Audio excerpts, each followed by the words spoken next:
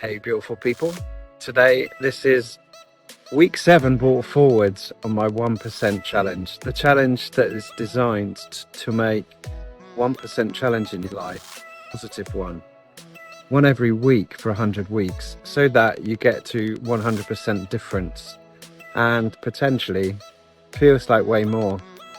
And this week I'm bringing forward alcohol. Why?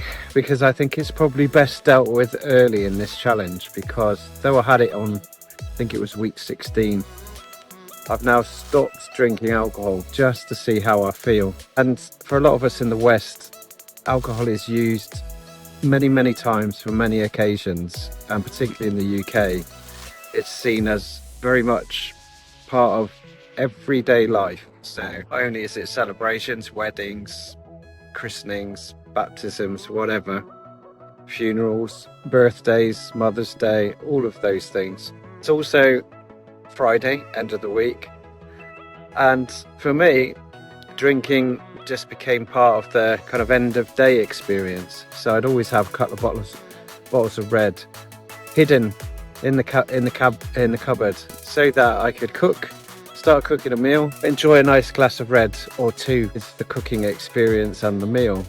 All sounds really harmless, but when you're now getting through 2 bottles a week, and you like to have a nice pint or two on a Friday to symbolise the end of a working week, soon becomes a habit you could do without, because not only are you starting to feel more drowsy in the evenings, you're becoming less aware.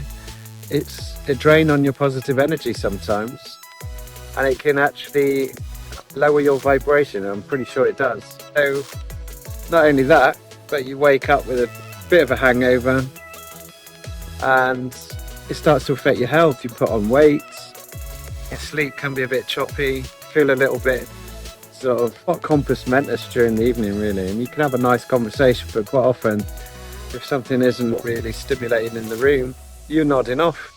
It's not great. And sometimes you drink to take the edge off the evening because you've had a stressy day at work or something's bothering you, and that really doesn't help. That really doesn't help in the long run. And quite often you just do it because of force of habit. Why not? Let's crack open the bottle. And mentally, spiritually, physically, it's got to be so much better not drinking. And I've not drunk now for, I think I've had 1 pint in 2 weeks, and I'm already feeling a lot better. Just because I can go into the evening feeling fresh. Sometimes I'm feeling a little bit edgy, and then I notice that it goes away, which is a good thing. And so if I can keep this up, maybe 1 pint every now and then, but on the whole, stay off.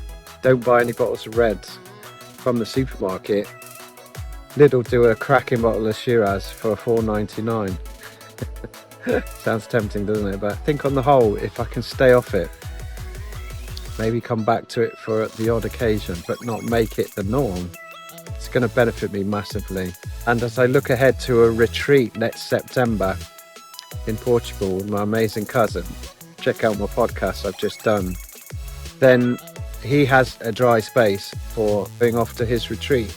There you go, that is week 7 brought forward, alcohol. If you want to see the rest of my 1% list or join in with me, take it or leave it, some of the ideas, and make a 1% change in your life, then check out my playlist on YouTube called The 1%. I'll put the link below, and thanks for watching.